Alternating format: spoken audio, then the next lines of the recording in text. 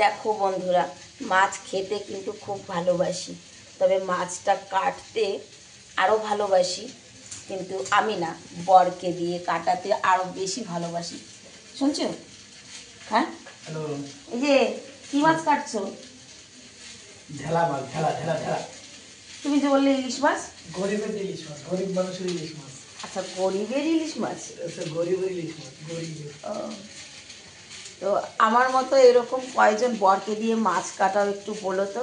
আর আমার বরকে দিয়ে মাছ কাটানো দেখে কার কার হিংসে হচ্ছে সেটাও অবশ্যই কমেন্টে করো, যে আমার বর খেতে দেয় না, তোমার বরের মাছ কাটা দেখে আমার হিংসে হচ্ছে। কিন্তু যদি কারোর হিংসা হয় সেটা কিন্তু অবশ্যই কমেন্টে লিখবে।